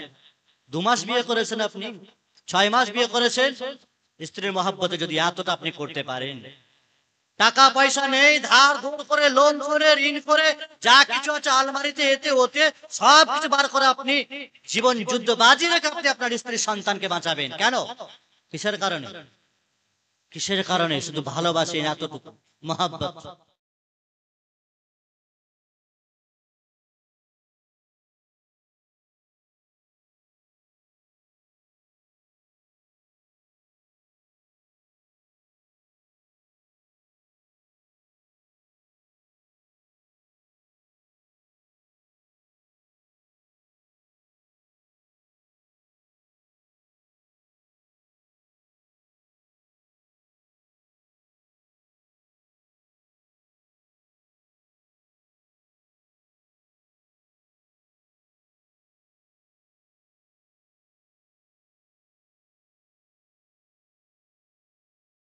জন্য, তার ইবাদত বন্দেগীর জন্য কতটুকু সময় ব্যয় করেছেন, নিঃস্বার্থে রিয়ালাইজ করবেন কথা, অনুভব করেন আর অনুশোচনা করেন আর অনুতপ্ত হন আল্লাহর কাছে।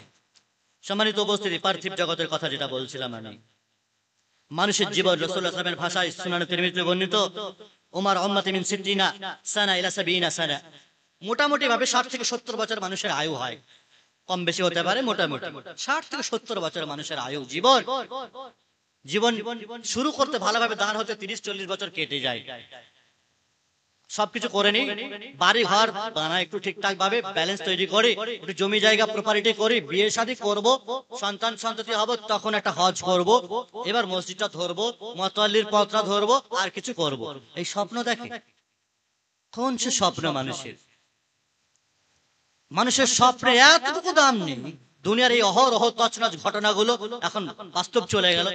আহমেদাবাদে এয়ারফোর্স কি বলে ফ্লাইট ক্র্যাশের মাধ্যমে, আর অসংখ্য যে যুদ্ধ হচ্ছে, নারী পুরুষ কত মানুষ অসংখ্য মারা যাচ্ছে দিনে রাতে। ইরান ইসরায়েলের মানে এই যুদ্ধে মানুষের জীবনের কোনো গ্যারান্টি আছে? কখন কোন সময় আপনি মারা যাবেন জানেন আপনি? ঠিকা নিয়ে রেখেছেন? তাহলে কিসের এত আশা মাথা বেশি বেঁধে আছেন, এত স্বপ্ন দেখে আছেন যে স্বপ্ন পূরণ করার জন্য 45 বছর লাগছে, আর 5 বছর যাচ্ছে না, পটল তুলে বসে আছেন আপনি। 45 বছর লাগলো আপনাকে সবকিছু সাজাতে গোছাতে, আর বাড়ি ছেড়ে আপনাকে চলে যেতে হচ্ছে 1-2 বছর পরে। কেমন লাগবে? সম্মানিত উপস্থিতি, 100 বছরও নয়, এই সামান্য জীবন আপনার তার জন্য যদি আপনি এত কিছু করেন, তো অনন্তকালের জীবন, সেখানে জন্য আপনার কি করা উচিত? 24 ঘন্টা লুটোপুটি করা উচিত আল্লাহর ইবাদতের জন্য। তা থেকে তো তুমি দূরে আছো মানুষ। আল্লাহ রাব্বুল ইজ্জত পবিত্র কোরআনে বলেছেন, ওয়ালিকুল্লি উম্মাতিন আজাল ফাইদা জাআ আজালুহুম লা ইস্তাখিরুনা সাআ ওয়া লা ইস্তাকদিমুন। প্রত্যেকটি মানুষের একটি সময়সীমা আছে, নির্ধারিত সময় আল্লাহ বেঁধে দিয়েছেন। 1 সেকেন্ড এদিক আর ওদিক হবে না, লা ইস্তাখিরুনা সাআ, এক মুহূর্ত, এক লামহা এদিক আর ওদিক হবে না। যার যখন মৃত্যু নির্ধারিত আছে, তখনই তাকে তুলে নেওয়া হবে। মৃত্যুর পর পরবর্তী জগৎ, পার্থিব জগতে যেটা করবে তার আমলনামা কিয়ামতের দিন দেখানো হবে, রেকর্ড হচ্ছে, লিপিবদ্ধ হচ্ছে। ফলে আপনাকে আপনার আমলনামা স্ট্রং করতে হবে, আপনার নেকির খাতা, নেকির ব্যাংক ব্যালেন্স মজবুত করতে হবে, গুনাহ আর পাপগুলোকে ধুয়ে মুছে সাফ করতে হবে। দুনিয়াতে আপনাকে এটা করতে হবে। আখিরাতে গিয়ে ভেবে আর দেখে তখন তো শুধরানোর কোনো সময় থাকবে না, তখন তো শুধু আফসোস আর আফসোস। আর তাদের আফসোসের কথাগুলো আল্লাহ কোরআনে ব্যক্ত করেছেন, ক্বালা রাব্বিরজিউন লাআল্লি আ'মালু সালিহান ফীমা তারাকতু। মানুষ বলবে, আল্লাহ গো, একবার দুনিয়াতে পাঠানো হোক, ভালো নেক আমল করে আসবো, কাজ করে আসবো। ছুটে গেছে, ব্যস্ততা ছিল অনেক, ব্যবসা বিজনেস আর জমি জায়গা অনেক ছিল,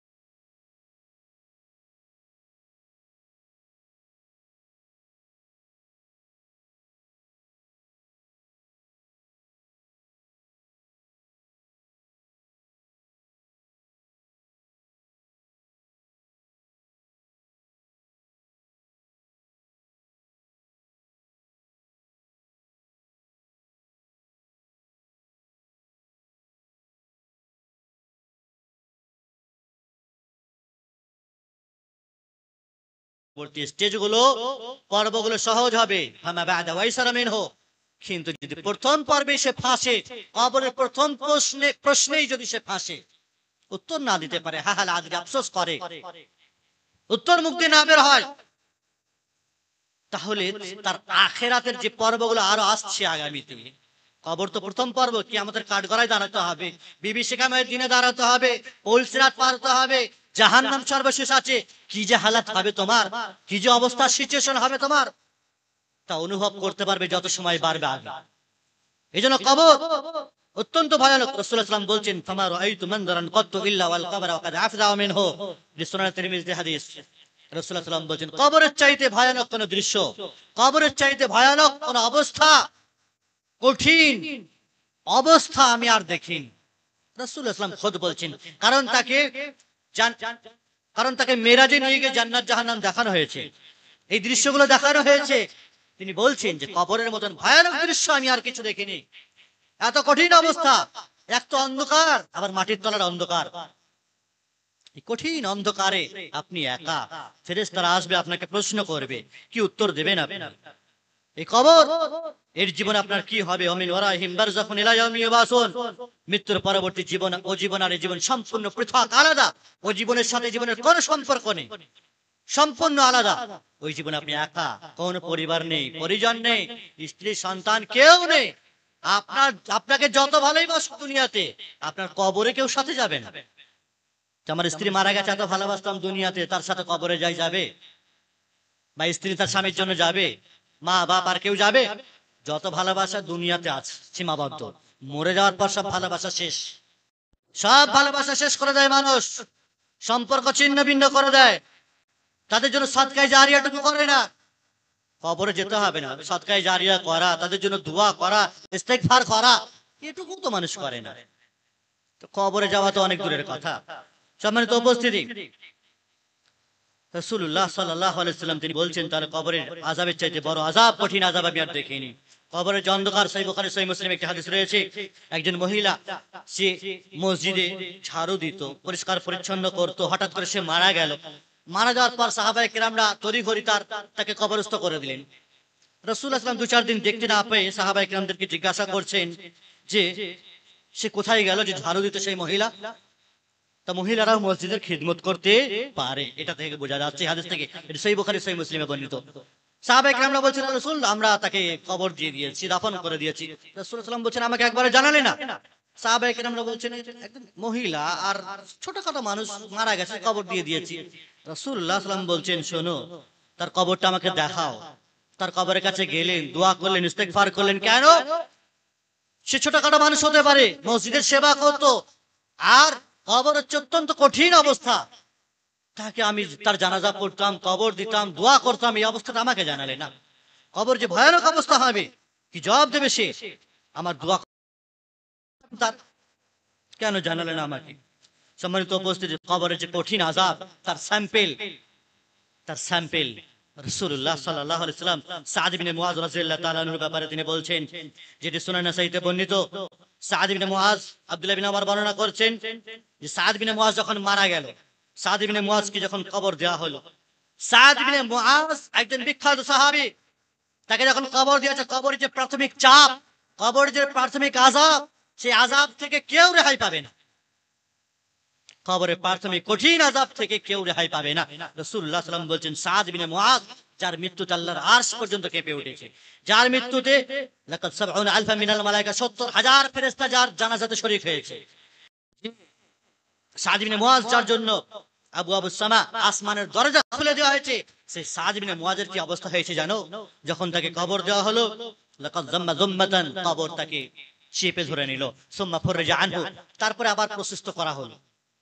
কিন্তু প্রাথমিক চাপ, এত বড় জালিলুল কদর সাহাবা, মর্যাদাবান সাহাবী, এত আমল, যার জন্য আল্লাহর আরশ কেঁপে উঠেছে, ৭০,০০০ ফেরেশতা যার জানাজাতে শরীক হয়েছে, তার যদি কবরের প্রাথমিক চাপ তাকে সহ্য করতে হয়, আযাবেই হয়, তো হামার আপ কিস খেত কে মূলি হে?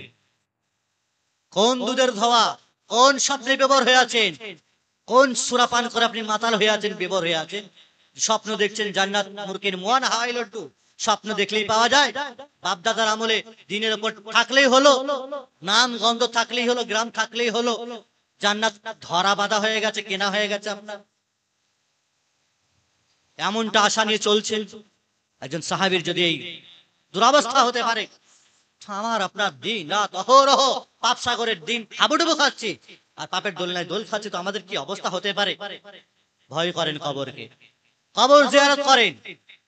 দুদিন আগে আমি এই দাওয়াতে সবাই ওই পাড়ার মসজিদেও বলেছি, কবরের এই বিষয়টি বিশেষ করে কবর জিয়ারত করতে আপনাকে। আখিরাতকে স্মরণ করার একটা বৃহত্তম উপায় হলো কবর জিয়ারত করতে হবে। জুরুল কবর, কবর জিয়ারত করো, তাহলে আখিরাত স্মরণ আসবে। কবর জিয়ারত যদি না করো তো দুনিয়ায় স্মরণ আসবে। দুনিয়ার বিল্ডিং, প্রাসাদ, ভবন, দুনিয়ার ঠাট বাট ট্যাটাস আরাম আয়েশের জিন্দগি আপনার মাথায় আসবে, ঘোরপাক খাবে। আখিরাত স্মরণ আসবে। আখিরাত স্মরণ আসাতে হলে মৃত্যুকে স্মরণ করতে হবে। যিকরা হাদিমিল লাযযাত ইয়ানি আল মাউত, রাসূলুল্লাহ সাল্লাল্লাহু আলাইহি ওয়াসাল্লাম বলছেন, তোমার জীবনের সকল আশা আকাঙ্ক্ষাকে ধুয়ে মুছে মিনিটেই ধূলিসাৎ করে দিতে পারে, সেটা হলো মৃত্যু। মৃত্যু তাকে স্মরণ করো। মौत से किसी की रिश्तेकारी है, आज हम तो कलाब की बारी। কার সম্পর্ক আছে মৃত্যুর সাথে? ঘনিষ্ঠতা, বন্ধুত্ব কার আছে? কাকে ছেড়ে কথা বলবে? আজকে আপনি তো কালকে আমি, সবারই পালা লেগে আছে, সবাইকে যেতে হবে। মৃত্যুর স্বাদ, কুল্লু নাফসিন যায়কাতুল মাউত, মৃত্যুর স্বাদ সকল ব্যক্তিকে, সকল জীবকে গ্রহণ করতেই হবে, কেউ বাঁচতে পারবে না। আইনামা তাকুনু ইউদরিকুমুল মাউত ওয়ালাউ কুনতুম ফি বুরুজিম মুশাইয়াদা। আল্লাহ সুবহানাহু ওয়া তাআলা বলছেন, কঠিন আর মানে মজবুত দৃঢ় কেল্লার মধ্যেও যদি তুমি অবস্থান করো, মৃত্যু সেখানে উপস্থিত হয়ে যাবে। মৃত্যু তোমাকে আলিঙ্গন করবেই করবে। মৃত্যু তোমাকে ভালোবাসে, তোমাকে আঁকড়ে ধরবেই ধরবে। মৃত্যুর করাল গ্রাস থেকে তুমি নিজেকে রক্ষা করতে পারবে না, বাঁচতে পারবে না। কবরে তোমাকে যেতেই হবে। আজকের কবরগুলো স্মরণ করেন, জিয়ারত করেন, ধসে পচে একাকার হয়ে গেছে। সেখানে তারা তো আমাদেরই পরিবার, আমাদেরই তো গ্রামের মানুষ। কারো চাচা, কারো বাপ, কারো মা, কারো ভাই বোন, আমাদেরই তো। তারা গেছে, তো আপনি কি থাকবেন যুগ যুগ ধরে? না, আপনাকে যেতে হবে না। কবরের এই কঠিন পরিস্থিতি, কবরের যে আযাব এত কঠিন যে রাসূলুল্লাহ সাল্লাল্লাহু আলাইহি ওয়াসাল্লাম প্রত্যেকটি নামাজে দুআয়ে মাসুরাতে কবরের আযাব থেকে রক্ষা করে, আপনার কবরের আযাব থেকে বাঁচার জন্য দোয়া করেছেন। আমরা পড়ি না দুআয়ে মাসুরা? সালাম ফেরানোর পূর্বে আল্লাহুম্মা ইন্নী আউযু বিকা মিন আযাবি জাহান্নাম ওয়া আউযু বিকা মিন আযাবিল কবর। আল্লাহ গো, কবরের আযাব থেকে রেহাই দিন, বাঁচাই, আমাদেরকে আশ্রয় চাইছি। প্রতি মুহূর্তে আপনাকে কবরের আযাব থেকে আশ্রয় চাইতে হবে। কবরের আযাব থেকে রক্ষা পেতেই হবে আপনাকে। কবরের কঠিন আযাব, ফিতনা যা আপনাকে গ্রাস করবে, এখান থেকে আপনি বাঁচতে পারবেন না। কবরে আপনার নবীকে, দ্বীন কি, আপনার রবকে প্রশ্নের উত্তর হবে। এই প্রশ্ন করা হবে, এর উত্তর দিতে হবে। এই প্রশ্নের যদি আপনি উত্তর না দিতে পারেন, যে আযাব হবে, ফেরেশতারা বিমাতারিকি মিন হাদিদ, হাদিসে এসেছে লোহার হাতুড়ি মারা হবে, চূর্ণ বিচূর্ণ হয়ে যাবে আপনার সবকিছু। আবার আপনাকে যেভাবে ছিলেন সেভাবে করা হবে, যেমন ছিল শরীর আবার সেভাবে করা হবে আপনাকে। কিছু মানুষের কথা আল্লাহ তাআলা জাহান্নামের কথা বলতে গিয়ে বলেছেন পবিত্র কোরআনে, কুল্লামা নাজিজাত জুলুদুহুম বাদদালনাহুম জুলুদান গায়রাহা লিয়াযুকুল আযাব। যাদের চামড়া জ্বলে পুড়ে ঝলসে যাবে, ছারখার হয়ে যাবে, পুড়ে একেবারে ধস্য ফস্য হয়ে যাবে, আবার আল্লাহ তাআলা বাদদালনাহুম জুলুদান, আল্লাহ বলেন চামড়া নতুন করে গজাবো। চামড়া জ্বলে পুড়ে ছারখার হয়ে গেছে, নতুন করে চামড়া গজানো হবে, লিয়াযুকুল আযাব, যাতে করে আল্লাহর আযাব বুঝতে পারো। যদি শরীরের চামড়াই না থাকে, ত্বক না থাকে, তো স্বাদ কি করে মানুষ গ্রহণ করবে? চামড়া জ্বলে পুড়ে ছারখার হয়ে যাবে, আযাব খেয়ে মানুষ ভস্ম হয়ে যাবে, আবার তাকে ঠিক করা হবে। মৃত্যু নেই, মৃত্যু শেষ। আপনাকে আযাবে গ্রেফতার করা হবে। কবরে আযাব থেকে প্রতিনিয়ত আমাদেরকে আল্লাহ রাব্বুল ইজ্জাতের কাছে ক্ষমা চাইতে হবে, ইস্তেগফার করতে হবে। কবরে সাপের দংশন হবে। যারা যাকাত আদায় করে না, সোনা চাঁদি যারা জমা করে রাখে, আল্লাহ তাআলা ঢেল সম্পদ দিয়েছেন, তার যাকাত ব্যয় করে না, যেটা ওয়াজিব এবং অধিকার কম্পালসরি বিষয় সেটাই তো আদায় করে না, তো সাধারণ দান সদকা দূরের কথা। যারা সোনা চাঁদি যাকাত ওয়াজিব হয়ে যাওয়ার পরেও দেয় না, জমা করে রাখে, আল্লাহ রাব্বুল ইজ্জাতের ব্যাপারে বলেছেন, ইয়াউমা ইউহমা আলাইহা ফি নার জাহান্নাম, জাহান্নামে এই সোনা চাঁদি গুলোকে উত্তপ্ত করা হবে, আগুনে পোড়ানো হবে। স্বর্ণকার আমাদের দেশে সবাই ভালো করে জানে, সোনাকে আগুনে পুড়িয়ে লাল করা হয়, তারপরে সেটাকে বিভিন্ন ধাঁচে ফেলে হার আংটি ইত্যাদি তৈরি করা হয়। আল্লাহ রাব্বুল ইজ্জত আপনার সোনাই চাঁদি যা জমা করে রেখেছেন আলমারিতে, লকারে, আর কোথাও বাংকারে, সেগুলিকে আল্লাহ রাব্বুল ইজ্জত ফিনার জাহান্নাম, জাহান্নামের আগুনে দগ্ধীভূত করবে। ফাতুকুয়া ফিহা ফাতুকুয়া জিবাহুম ওয়া জুনুবুহুম ওয়া যুহুরুহুম, আর সেগুলোকে আপনার চেহারা, পিঠে, আপনার কপালে দেওয়া হবে, ছাকা দেওয়া হবে, আর বলা হবে হাদা মা কানাস্তুম, তোমার সেই সম্পদ যেটা তুমি জমা করে রেখেছিলে, ভালোবেসেছিলে, আল্লাহর পথে ব্যয় করেনি, ওয়াজিব হয়ে যাওয়ার পরেও, যাকাত ফরজ হয়ে যাওয়ার পরেও ব্যয় করনি তুমি, সোনা দানার মহব্বতে তুমি সেটাকে জমা করেছো। বিবির জন্য হার বানাবে, ছেলে মেয়ের জন্য হার বানাবে, আর কারোর জন্য কিছু করবে, আল্লাহর রাস্তায় ব্যয় করবে। তোমার সেই সম্পদ, তার স্বাদ আজকে গ্রহণ করো। হাযা মা কানাস্তুম লিআনফুসিকুম ফাযুকু মা কুনতুম তাকনিজুন, যা জমা করেছিলে সেই জমার স্বাদটা একটু গ্রহণ করো। সম্মানিত উপস্থিতি, তাহলে আমার আপনার এই বিশেষ করে জমাকৃত বিষয় যা ওয়াজিব হয়ে যাওয়ার পর যদি আদায় না করি, সেগুলো কবরেই আমাদেরকে ভুগতে হবে। সকল প্রকার আযাবের শুরুয়াত আর সূচনা কবর থেকে হবে। ফেরেশতাদের মার আপনার উপরে থাকবে, ফলে আমাকে আপনাকে সাবধান হতে হবে। কবরে ছোট ছোট কারণে কবরে আযাব হবে। রাসূলুল্লাহ সাল্লাল্লাহু আলাইহি ওয়াসাল্লাম একবার দুই কবরের পাশ দিয়ে অতিক্রম করছিলেন, আর কবরে আযাব শুনতে পেলেন।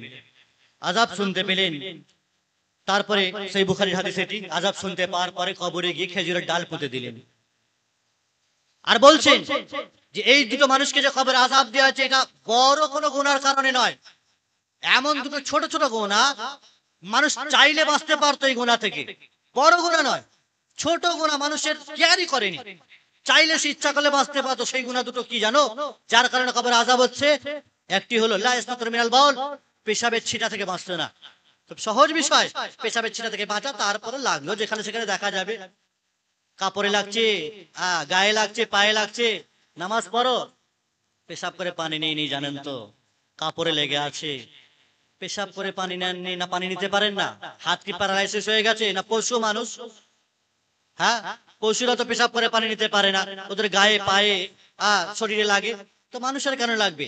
যে দ্বীন ইসলাম পবিত্রতা শিখিয়েছে রাসূলুল্লাহ সাল্লাল্লাহু আলাইহি সাল্লাম, ওযু করা শিখিয়েছেন, পেশাব করার পর, টয়লেট করার পর কিভাবে পরিষ্কার পরিচ্ছন্ন হতে হবে, এটা আপনার রাসূল নবী শিখিয়েছেন, পরিষ্কার পরিচ্ছন্ন দিন।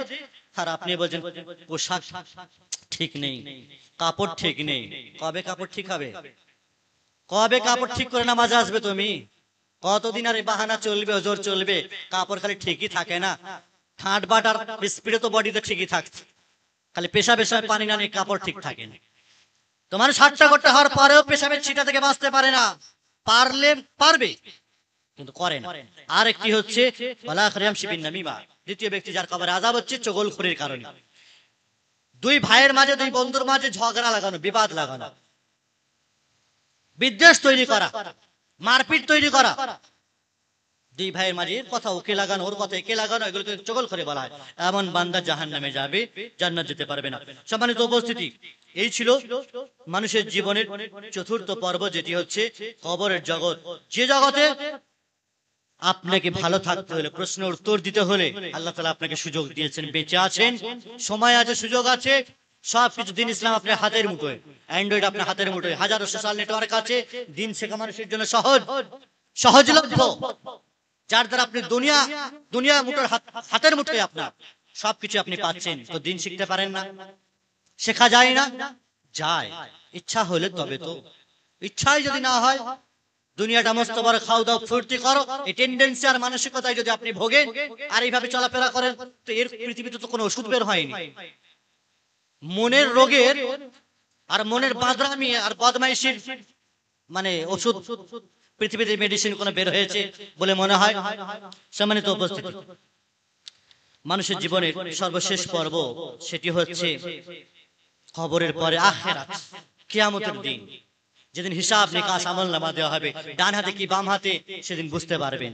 ডান হাতে হলে তো ভালো, পুলসিরাত ভালোভাবে পার হয়ে জান্নাত চলে যাবেন সোজা, আর বাম হাত হলে তো বুঝে নিতে হবে, পুলসিরাতে পার হতে পারবেন না, পড়ে যাবেন তলায়, জাহান্নামে আগুনে আপনাকে দগ্ধীভূত হতে হবে। আর জাহান্নাম তো জাহান্নাম, যার শেষ নেই, সেটাই শেষ, সেখানে আপনাকে থাকতেই হবে অনন্তকাল, আর বাঁচার কোনো রেহাই থাকবে না। তো জান্নাত অথবা জাহান্নাম মানুষের জীবনের এটি শেষ সময়। এই সময়ে আপনাকে ডিসাইড করতে হবে পার্থিব জগতেই যে আপনি কোথায় যেতে চান। আপনার জীবনের শুরু ছিল রুহের জগৎ, আপনার জীবনের আদি পিতা আদমের স্থান ছিল জান্নাত, আর শেষটাও যেন জান্নাত হয়, এটা মাথায় রেখে চলতে হবে। শুরু ছিল জান্নাত আর যাবেন জাহান্নাম, কেমন করে হবে? আদম আলাইহিস সালামের বাড়ি জান্নাত ছিল, আপনি জাহান্নাম যাবেন, বাড়ি বলা হবে, অ্যাড্রেস বলা হবেন, কেমন করে হতে পারে? কখনোই নয়। আপনাকে আপনার বাড়ি চিনতেই হবে।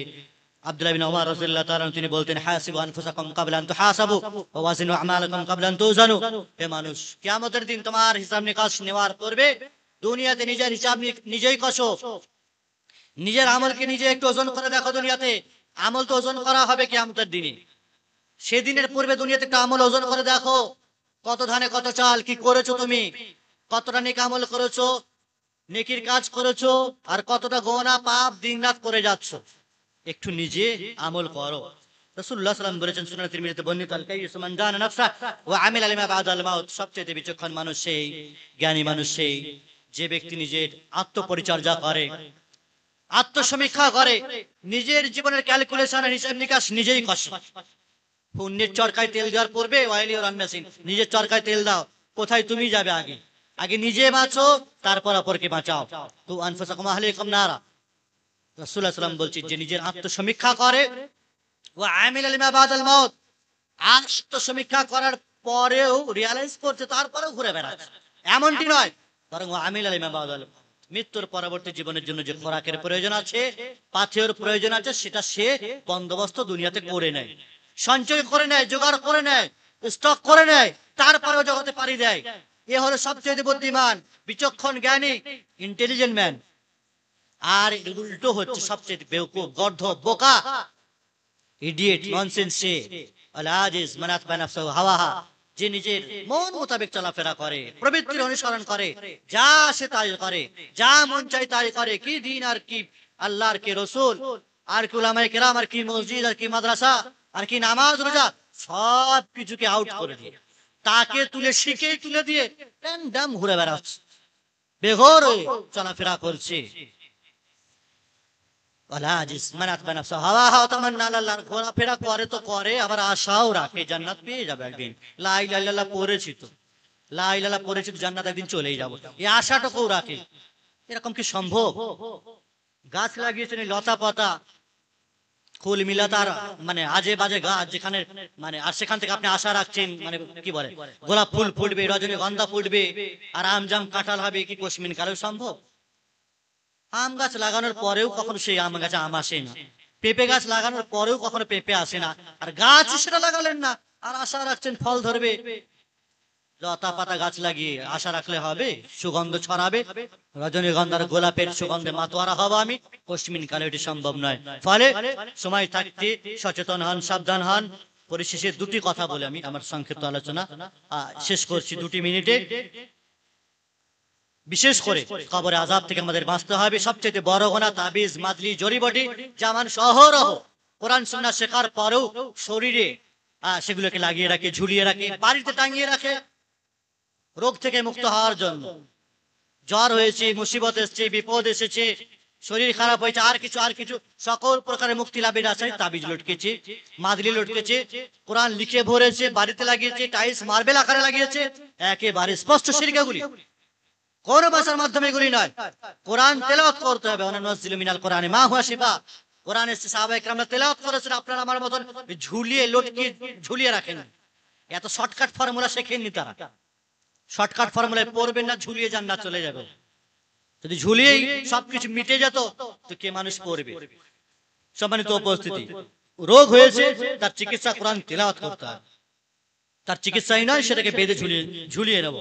তাবিজ, মাদলি, স্পষ্ট ভাবে এগুলি শিরক, জড়িবটি, এই সমস্ত যা শরীরে লটকানো হয়, ঝুলানো হয়, এই আশা রেখে এগুলি আমাকে মুক্তি দেবে, আমার ব্যবসা বাণিজ্যে লাভ এনে দেবে, আমাকে মুসিবত থেকে রক্ষা করবে, বিপদ থেকে রক্ষা করবে, অ্যাক্সিডেন্ট থেকে আমাকে বাঁচাবে।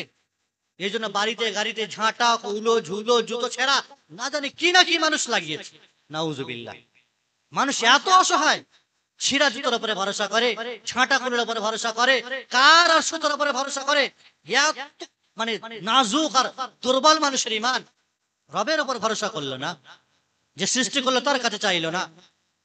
সম্মানিত উপস্থিতি, আরেকটি কথা, সেটি হচ্ছে বিশেষ করে মহিলাদেরকে কেন্দ্র করে, মহিলারা জান্নাত যেতে পারবে খুব সহজ উপায়। জান্নাত যেতে পারবে খুব সহজ উপায় থাকছে চারটি। কারণ মহিলারা সর্বাধিক জাহান্নামী হবে। পুরুষ আর মহিলাদের মধ্যে সবচেয়ে বেশি জাহান্নামে যাবে কারা? নারীরা। রাসূলুল্লাহ সাল্লাল্লাহু আলাইহি ওয়াসাল্লাম মেরাজে গিয়ে দেখে এসেছেন, আসার পর বলছেন, নারীদেরকে সম্মুখে রেখে বলা হচ্ছে যে নারীরাই সবচেয়ে বেশি জাহান্নামে যাবে। তখন একজন বিচক্ষণ মহিলা রাসূলুল্লাহ সাল্লাল্লাহু আলাইহি ওয়াসাল্লামকে জিজ্ঞাসা করছেন, ইয়া রাসূলুল্লাহ সাল্লাম, ক্বালাত ইমরাআতুম মিনহুন্না জাযলা ওয়া মা লানা আকসার আহলিন নার। আল্লাহ রাসূল, আমরাই কেন বেশি জাহান্নামে যাব? আমরা কেন, পুরুষরা কেন বেশি জাহান্নামে যাবে না? রাসূলুল্লাহ সাল্লাল্লাহু আলাইহি ওয়াসাল্লাম বলছেন, দুটি কারণে মহিলারা সর্বাধিক সবচেয়ে বেশি জাহান্নামে যাবে। এক হচ্ছে তুকসিরনাল লাআন, এরা মানুষকে বেশি লানত করে, অভিশাপ দেয়, একে অপরকে অভিশাপ করে। মানে হালকা রাগ ঝাল আর ঝগড়া হলে কেউ কারোর উপর অভিশাপ দিয়ে বসে, তোর বংশ ধ্বংস হয়ে যাক, তোর মেয়ের মানে বিয়ে ধ্বংস হয়ে যাক, বিয়ে কেটে যাক, তোর স্বামী মারা যাক, বিধবা হয়ে যাক, তোর মাথায় বাজ পড়ুক, তাল পড়ুক, আর আবি যাবি কত শত ভাষা মেড ইন ইন্ডিয়াতে তৈরি হয়, যা ডিকশনারিতে এখনো আসেনি। তো অহরহে ভাবে ভাষা, অভিশাপের ভাষা মানুষ ব্যবহার করে, ইস্তেমাল করে। এর কারণে এরা বেশি জাহান্নামে যাবে। আর একটি কারণে মহিলার সবচেয়ে বেশি জাহান্নামে যাবে, সেটি হচ্ছে তাকফুরনাল আশির, স্বামীর অবাধ্যতা, নাফরমানি, স্বামীর অকৃতজ্ঞতা। স্বামী যে মাথার ঘাম পায়ে ফেলে রোজগার করে, রুজি রুটির ব্যবস্থা করে, স্ত্রী সন্তান সন্ততি ভালো থাকবে, সুখে থাকবে, আরামে থাকবে, সুখ স্বাচ্ছন্দ্যের জীবনযাপন করবে, তার জন্য শত কষ্ট বাধা বিপত্তিকে উপেক্ষা করে স্বামী তাদের মুখে হাসি মুখে তুলে দেয়। এই জন্য স্বামীদেরকে ঘর ছাড়তে হয়, বাড়ি ছাড়তে হয়। ওই তো পড়ে আছে অন্যান্য শহরে সিটিতে, হায়দ্রাবাদ, আহমেদাবাদ আর অন্য কোনে বাদে। কিসের জন্য? তোমাদের জন্য। আর তোমরা যদি ঘরে বসে বসে শপিং করো, ফ্লিপকার্ট, এই কার্ট ওই কার্ট, আর পাওয়ার পরেও রাগ ঝাল পাইনি, কিছুই দাওনি, জীবনে কিছুই তোমার কাছে সুখ পাইনি, তোমার সাথে বিয়ে করাই আমার ভুল হলো, আর কিছু এই নাফরমানি আর এই অকৃতজ্ঞতা আল্লাহ রাব্বুল ইজ্জত বরদাস্ত করেন না। এজন্য এটা জাহান্নামে যাওয়া তাদের কারণ। খবরদার, স্বামীর ক্ষেত্রে তার নাফরমানি করার ক্ষেত্রে বারবার আপনাকে 100 বার ভাবতে হবে। যদি আল্লাহ রাসূল সাল্লাল্লাহু আলাইহি ওয়াসাল্লাম বলেছেন, যদি আল্লাহ রাব্বুল ইজ্জতের পরে কাউকে সিজদা করার আদেশ করতাম, সিজদা করতে বলতাম, তাহলে স্ত্রীদেরকে বলতাম তারা তাদের স্বামীর পায়ে সিজদা করত। কিন্তু সিজদা করা যেহেতু আল্লাহ ছাড়া কারোর জন্য জায়েজ নয়, তাই বলিনি। স্বামীর এত মর্যাদা আছে, অতএব কি বলে, নাশুকরা আর অকৃতজ্ঞ হয়েন না মহিলারা, নারীরা। যাদের স্বামী আছে, স্বামীর কৃতজ্ঞতা স্বীকার করতে হবে। যা কিছু এনে দিচ্ছে তাতে স্বস্তি, শান্তি আর তৃপ্তি হাসিল করতে হবে। সাহাবায়ে কেরামদের কিছুই ছিল না রে ভাই আমাদের তুলনায়। বাড়ি ঘর না, কিছু খাবার দাবার। রাসূলুল্লাহ সাল্লাল্লাহু আলাইহি ওয়াসাল্লামের অবস্থা ছিল চাটাইয়ের উপর জীবনযাপন করেছে, চাটাইয়ের ছাপ শরীরে উঠে গেছে, বাড়ির এক কোণে জব আর গম আছে। এই মতো অবস্থায় আয়েশা রাদিয়াল্লাহু তাআলা বলেন, বাড়িতে কখনো 2 দিন 3 দিন চুলো জ্বলে না, খাবারের এত কষ্ট, আজ তো কিছুই অভাব নেই রে। হে আমাদের দেশের নারীরা, দিন রাত তো বিরিয়ানি খালি খাচ্ছেন, আপনি বিরিয়ানি আর বোরহানি খাচ্ছেন, নামি দামি রেসিপি তো তৈরি আছে, ইউটিউব তো সামনে আছে। তারপরেও যদি কেউ নাফরমান আর নাশুকরা হয় কোন মহিলা, কোথায় স্থান হবে, কোথায় ঠিকানা হবে এমন ধরনের মহিলাদের? সম্মানিত উপস্থিতি, 4টি বিষয় যেটি সহজেই জান্নাত যাওয়ার উপায়, এটি বলে আমি শেষ করছি। একটি হচ্ছে 5 ওয়াক্ত নামাজ তাদেরকে কন্টিনিউ পড়তে হবে, কোনো বাহানা নেই। মাসে তাদের 5টা 6টা দিন অলরেডি মাফ হবার নামাজ, নামাজ মাসে 5-6টা দিন মাফ করে দিয়েছেন আল্লাহ, মাসিক আর ঋতুর কারণে। কোনো কাজা নেই, মাত্র 23টা দিন 24টা দিন আপনাকে নামাজ পড়তে হবে কন্টিনিউ 5, কোনো বাহানা নেই। ছেলে আছে, মেয়ে আছে, ঝাড়ু দিতে হয়, গোবর লেপ দিতে হয়, আর কিছু করতে হয়, এত রান্না করতে হয়, এত খাবার তৈরি করতে হয়, এত জামা কাপড় কাচতে হয়, এত দুতলা বাড়ি, হাজারো বাহানা, কবরে বাঁচাতে পারবে না তোমাকে। 5 ওয়াক্ত নামাজ কন্টিনিউ পড়েন, কোনো বাহানা নেই, সময় নামাজ পড়তে হবে আপনাকে। আসামা শাহরাহা, আর রমজানের রোজা কন্টিনিউ পালন করতে হবে, 1 মাস রোজা আপনাকে পালন করতে হবে। পেটে ব্যথা, রাখতে পারি না, কষ্ট হয়, গ্যাস হয়, আমি মানে আবি যাবি কত বাহানা মানুষের আছে, এরকম যেন না হয়। 1 মাস রোজা রাখবেন আপনি। আর হাফিজাত ফারজাহা, নিজের লজ্জাস্থান হেফাজত করা। যাদের বিবাহ শাদী হয়েছে, নিজেদের লজ্জাস্থান হেফাজত করতে হবে, স্বামী আছে, নিজের লজ্জাস্থানের হেফাজত করো। আর ওয়াতাআতলি যাওজাহা, নিজের স্বামীর আনুগত্য করতে হবে। এই 4টি কাজ খুব সহজ। 5 ওয়াক্ত নামাজ পড়া, রমজানের রোজা রাখা, স্বামীর আনুগত্য করা, আর নিজের লজ্জাস্থানে হেফাজত করা। এই 4টি কাজ করতে পারলেই খুব সহজ কাজ। মহিলাদের উপরে এত হেডেক দেওয়া হয়নি। পুরুষদের উপর ইসলামের বিধিবিধানের যতটা হেডেক আছে, প্রেসার আছে, এতটা প্রেসার মহিলাদের উপর নেই। সহজভাবে জান্নাত যাওয়ার পথ তাদেরকে বাতলে দেওয়া হলো। এই কাজগুলো করলে রাসূল সাল্লাল্লাহু আলাইহি ওয়াসাল্লাম বলেন, কিলা উদখুলিল জান্নাহ মিন আইয়ি আবওয়াবিল জান্নাতি শাত, জান্নাতের যে কোনো দরজা দিয়ে তুমি চাইলে যেতে পারো, এটা তোমার জন্য অফার থাকবে। তাহলে এই 4টি কাজ অবশ্যই করবেন। পরিশেষে আল্লাহ রাব্বুল ইজ্জতের কাছে দোয়া করি, ওগো আল্লাহ, তুমি আমাদের সকলকে যা কিছু শোনার তৌফিক দান করলে, সংক্ষিপ্ত পরিসরে এই যাবতীয় বিষয় মানুষের জীবনের 5টি গুরুত্বপূর্ণ অধ্যায়, সেটিকে মাথায় রাখতে হবে। রুহের জগৎ, মাতৃগর্ভের জগৎ, পার্থিব জগৎ, কবরের জগৎ, আর আখিরাতের পর্ব, জান্নাত জাহান্নাম ইত্যাদি বিষয়। তার মধ্যে সবচেয়ে ভয়ানক হচ্ছে কবর, যেখানে হিসাব নিকাশ দিতে হবে। দুনিয়াতে বেঁচে আছেন, সুযোগ আছে, আপনি দিনদার হন, পরেশগার হন, দিনমুখী হন, আল্লাহমুখী হন, আল্লাহ বিরু হন। আল্লাহ রাব্বুল ইজ্জত তিনি যেন আমাদের সকলকে তার পথে, দিনের পথে অটল অবিচল থাকার তৌফিক দান করেন। আল্লাহ রাব্বুল ইজ্জত প্রকৃত মুসলিম মুমিন হওয়ার তৌফিক দান করেন। আল্লাহ রাব্বুল ইজ্জত শিরক, বিদআত এবং জাহান্নামের সেই সকল কাজকর্ম থেকে আমাদেরকে দূরে সরিয়ে রেখে, বাঁচিয়ে রেখে জান্নাতের পথে পরিচালিত করার তৌফিক দান করেন। আল্লাহ রাব্বুল ইজ্জত এই ফিতনাপূর্ণ পরিবেশে সকল প্রকারের হামলা, দাঙ্গা, হাঙ্গামা, যুদ্ধ, সকল প্রকারের ফিতনা ফাসাদ থেকে আল্লাহ তাআলা আমাদেরকে রক্ষা করেন। ঈমানের উপরে আমাদের যেন মৃত্যুবরণ হয়, আল্লাহ তার তৌফিক কামনা করছি তোমার কাছে।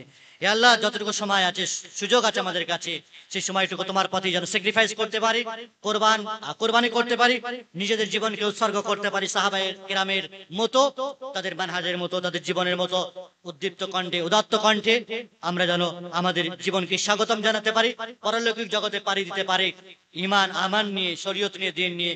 আল্লাহ রাব্বুল ইজ্জত তার তৌফিক আমাদেরকে দান করো। আমিন। আকুলি কাউলি হাযা, আস্তাগফিরুল্লাহ লি ওয়া লাকুম ওয়া লিসাইরিল মুসলিমিন মিন কুল্লি যামবিন ফাস্তাগফিরু ওয়া তুবু ইলাইহি, ইন্নাহু হুয়াল গফুরুর রহিম।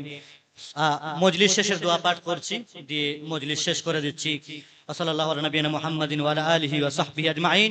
সুবহানাকা আল্লাহুম্মা ওয়া বিহামদিকা, আশহাদু আল্লা ইলাহা ইল্লা আনতা, আস্তাগফিরুকা ওয়া আতুবু ইলাইক। আসসালামু আলাইকুম ওয়া রাহমাতুল্লাহি ওয়া বারাকাতুহু।